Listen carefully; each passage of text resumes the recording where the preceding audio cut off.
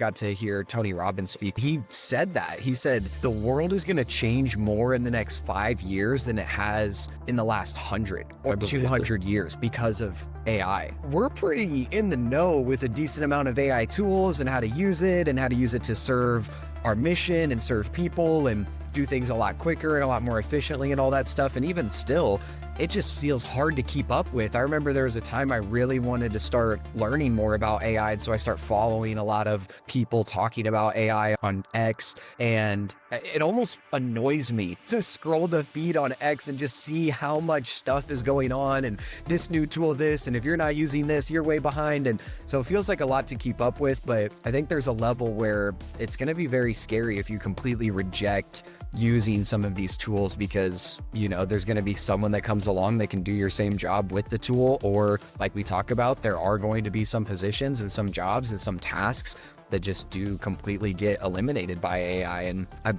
seen a lot of podcasts now as well of guys that have been involved in creating AI over the last handful of decades. There's one with a guy who's kind of coined the godfather of AI, and I think he's in his 70s or 80s, and he kind of finally just got out of it because of where it's going. And he was involved in it in like the 60s and 70s. Like we think AI because ChatGPT came along like 3 or 4 years ago, right? Maybe less. And it's like, oh, that was really AI. But people have been working on LLM type artificial intelligence for decades now. But yeah, it was just crazy because the guy was saying, dude, I know a lot of these big tech, big AI company CEOs and what they're putting out to the public about how, hey, this is here to help people and we're trying to, you know, improve the world and all that stuff. He's like, that's not what they say behind closed doors. I'm sure. They know what's going to happen in the next couple years, and millions and millions and millions of people are going to be out of jobs. They're not going to be able to make an income, just all this crazy stuff. And a lot of those same people are wanting to perpetuate some kind of like